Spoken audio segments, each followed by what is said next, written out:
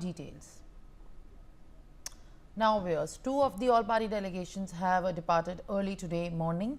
The group headed by Baijent Panda has left for Bahrain. This delegation comprises of BJP MP Nishikant Dubey, Pangong Konyak, Rekha Sharma, Asaduddin Owaisi, the opposition MP Satnam Singh Sandhu, Ghulam Nabi Azad and Ambassador Harsh Vardhan Shringla. Following Bahrain, the group shall head to Saudi Arabia, Kuwait and Algeria. Additionally, the delegation led by the Congress MP Shashi Tharoor has also left the country. This delegation is heading to Guyana and is going to transit through New York to visit the 9/11 memorial.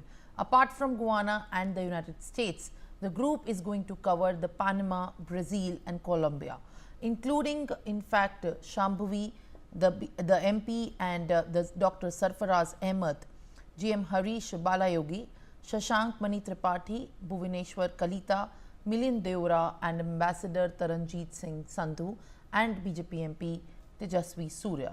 Over the last few days, India's first three delegations have already put forth the country's resolute stance against terrorism in Tokyo, Abu Dhabi and Moscow. Armed with the customized dossiers, the delegations are highlighting Pakistan's decades-long support and promotion of terror. They are detailing direct links between Pakistani state institutions and terror outfits like Lashkar-e-Taiba, Jaish-e-Mohammed and Haqqani network.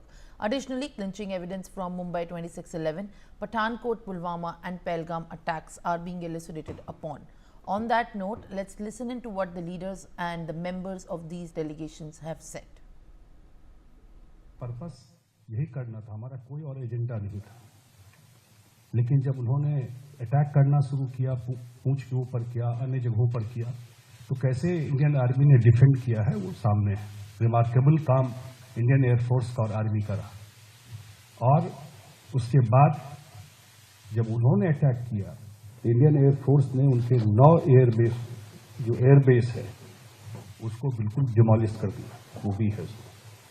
और उसके बाद वहां के जो DGMO हैं, media में बहुत तरह की बात आती रही, लेकिन फैक्ट ये है कि जब भी इस तरह की घटना होती है तो डिफरेंट कंट्री, वहां के लीडर वो एक दूसरे से बात करते हैं कि कोई शांति हो, कोई रास्ता हो।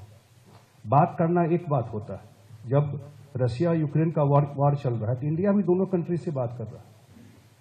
लेकिन जब वहां के डायरेक्टर जनरल मिलिट्री ऑपरेशन ने Indian director general military operation को फोन करके कहा कि हम ट्रूस चाहते हैं, सीज फायर चाहते हैं, तो फिर इंडिया भी एग्री करके ये आज के डेट में स्टेटस यही है। हम लोग का निकलने का पर्पस यही है, क्योंकि हम लोग तो झेल रहे हैं, तो शायद यहां पर उतना नहीं, उनको उतना आइडिया नहीं हो या उतना समय नहीं हो, उतना फैक्ट पता नहीं हो, तो दुनिया में सरकार ने तय किया कि नहीं, डिफरेंट जगह जाके ये बताना जरूरी है कि वहां की सरकार ही और आर्मी ही इस पूरा जो अटैक हुआ, वो अटैक का जैसे जॉन जी ने बोला कि जो प्रॉस्पेरिटी हमारा है भारत का, उससे वो जेलस है। पर आप सोचिए कि पाकिस्तान के साथ भी कई ऐसे एलिमेंट्स हैं कि जो इंडिया की प्रॉस्पेरिटी से उनको ज़्यादा फर्क पड़ता है, और एशिया में वो नहीं चाहते कि इंडिया एक बहुत ही प्रॉस्परस होकर आगे बढ़े। और not only India but in India, Jammu Kashmir में आप देखिए पिछले 4 साल से किस तरीके से फ्लरिशिंग बिजनेस हो रहा था, टूरिज्म इतना डेवलप हो रहा था, डेमोक्रेटिक डेवलपमेंट हुआ था, जस्ट इलेक्शंस हुए थे और कितना वोटिंग टर्नआउट भी हुआ था। यह सारी चीज को डिरेल करने के लिए उन्होंने किस प्रकार से अटैक किया, और अटैक भी इस प्रकार से किया, लोगों को अपना नाम धर्म पूछकर, कलमा पढ़वाकर ऐसा किया कि इंडिया में धर्म के बीच में कुछ अशांति पैदा हो। पर यह भारतीयता का संस्कार है कि इंडिया में एक भी ऐसा इंटरनल रिलीजियस रायट नहीं हुआ, और सभी भारतीयों ने साथ में मिलकर यह शांति का संदेश दिखाया। इंडिया को पूरी तरह से एक अलग तरीके से डिरेल करने का प्रयास उन्होंने किया था, पर वो नैरेटिव, उनका जो प्रयास था वो नहीं चला। दूसरा चीज अभिषेक जी ने बहुत ही इंपॉर्टेंट बताया है, मैं उसमें ज्यादा नहीं बोलूंगा, पर सच में now this war has become a war of narrative, and we really need to propagate our idea of India, our idea of peace with Pakistan. हम कभी भी सामने से कुछ भी वहां पर डिस्टरबेंस करने के लिए नहीं गए। सीज फायर हुआ तब भी हमारे तरफ से ऐसा ही बोला कि अगर उन्होंने कुछ ऐसा नहीं किया तो हम आगे कुछ भी स्टेप नहीं लेने वाले हैं। और मीडिया ने भी कल हमारे लीडर और सभी मेंबर्स से पूछा कि आपका क्या टेक है अभी नेक्स्ट, व्हाट इज नेक्स्ट। तो what is next that depends on them. Today our group is embarking on this trip to West Asia. We have very senior members and wide representation from across the political spectrum. The biggest message is the unity that India has shown to the world and continues to show.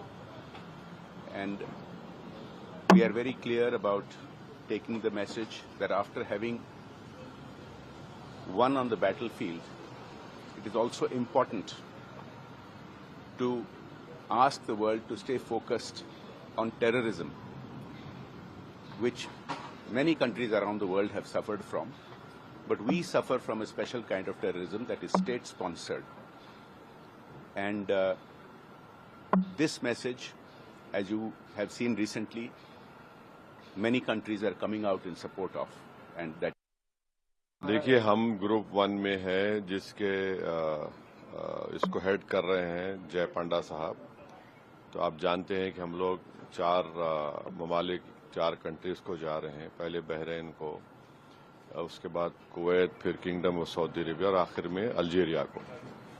तो अब जाहिर है जो पहलगाम का वाकया हुआ, दर्दनाक वाकया, और जो पिछले कई बरसों से आप और हम जानते हैं कि हमारे पड़ोसी देश पाकिस्तान अपने ही मुल्क से टेररिस्ट कैंप्स को चलाता है, उसकी सरपरस्ती करता है, उसको सपोर्ट करता है, और फिर ये लोग हमारे मुल्क में आकर यहाँ पर टेररिस्ट एक्टिविटीज करते हैं।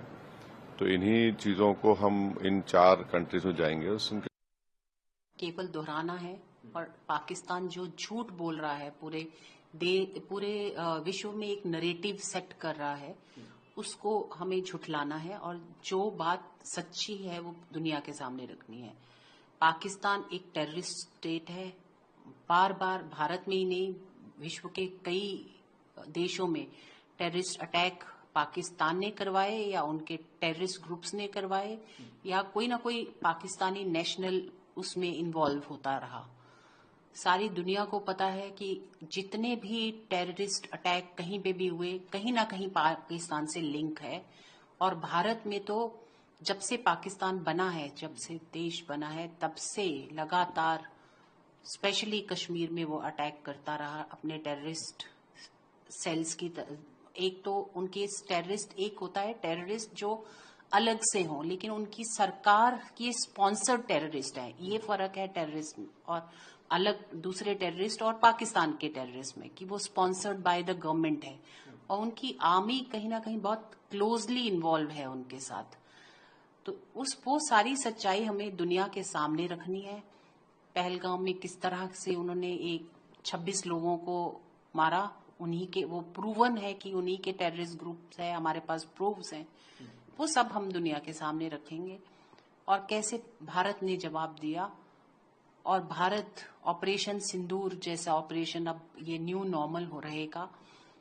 और जब तक पाकिस्तान ये विश्वास नहीं दिलाता हमको और दुनिया को कि वो अपने टेररिस्ट कैंप्स खत्म कर रहा है या लड़ रहा है अपने अंदर के टेररिस्ट से, तो तब तक हम ये न्यू नॉर्मल ऐसा ही रहेगा। देखिए, जिस तरह से हम जूझ रहे हैं आतंकवाद से, तो इन देशों में जहां हम जा रहे हैं, और जो इस्लाम के लिए सबसे महत्वपूर्ण देश है वो सऊदी अरब है, जहां मक्का है, मदीना है, काबा है, वो भी इसी तरह के आतंकवाद से जूझ रहा है। यमन एक ऐसा देश है, वो भी मुस्लिम देश है, और मुस्लिम देश जो है सऊदी अरब को लगातार परेशान करता है, लगातार तंग करता है। तो उनको आतंकवाद की परिभाषा पता है कि किस तरह से, क्योंकि आतंकवाद का कोई धर्म नहीं होता। पहलगाम की घटना जो है एक अलग घटना है कि पहलगाम में धर्म के आधार पर जो है पहली बार मारा गया, लेकिन जनरली ये माना गया है कि आतंकवाद जो है वो बाउंड्री के बाहर है और धर्म से ऊपर है। तो हम इन बातों को रखेंगे, क्योंकि सऊदी अरब के साथ साथ ही फॉरेन पॉलिसी बहरीन की भी उसी तरह से डिसाइडेड है और एक दूसरे के प्रति जो है उन दोनों का कोऑपरेशन है। कुवैत का आपको पता है कि जहां हमको आगे जाना है, कि कुवैत के लिए कितना बड़ा वॉर हुआ। 91 का जो वॉर था वो भी आतंकवादी था, इंटरनल था, उसको कब्जा करने की कोशिश की थी इराक ने। तो ये सारे मुद्दे ऐसे हैं जिसमें कि हम निश्चित तौर पर अपनी बात समझाने में कामयाब होंगे। 78 साल से पाकिस्तान ने हमारे साथ क्या काम किया है, और जब हम लौट के आएंगे तो मुझे लगता है कि माहौल पूरे दुनिया में पाकिस्तान के खिलाफ। जब यूएसए पहुंचेंगे हम बात करेंगे उन लोगों से। देखिए, ऐसे मामलों में आपको मालूम है कि सरकार ने तो उनकी पोजीशन काफी स्पष्ट किए हैं। हमारे स्पोक्समैन मिनिस्ट्री के और हमारे फॉरेन सेक्रेटरी साहब भी सीधे लोगों को बताएं कैसे हुआ और क्या हुआ। तो मेरे ख्याल में यही खबर है, हमारे तरफ से यही संदेश होगा। लेकिन हम वहां जा रहे हैं लोगों को समझाने के लिए कि हमारा अनुभव क्या था और हमने जो किया क्यों किया और भविष्य में हमारी एटीट्यूड क्यों ऐसे होंगे। तो ये मेरे ख्याल में अलग बात है। ये तर्क करने के लिए हम नहीं जा रहे हैं, हम समझाने के लिए जा रहे हैं, लोगों से मिलने के लिए, और हमारे जो भी हमने सह लिया है कुछ सालों से इसके बारे में बोलने के लिए। थैंक यू जी। Honorable Prime Minister of India has placed on all of us a very important responsibility of communicating to the world India's position on Pakistan emanating terror, our zero tolerance against it, and why the world needs to take note of this terror establishment, terror infrastructure that Pakistan has created, because it is not only dangerous for the country, that is India, but is also a threat to global peace and security. Since its inception, since its birth, Pakistan has orchestrated a series of terror attacks against India, starting with the war of 1947. The most recent Pahalgam attack is a reminder of Pakistan's dastardly and barbaric terror activities that they have unleashed against India.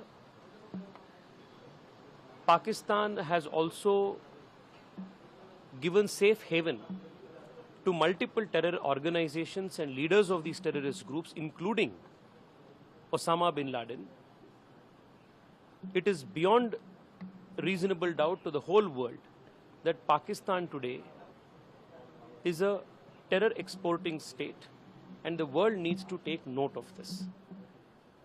It is to communicate this all important message against Pakistani terror attacks, and also communicate to the world India's message of hope and peace, and India's message of democracy and strength and in plurality, that this delegation is headed to multiple countries.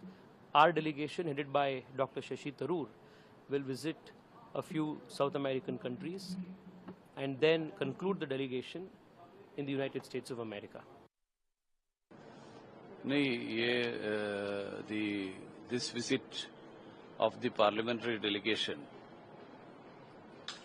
the first phase of that visit is to Doha in Qatar,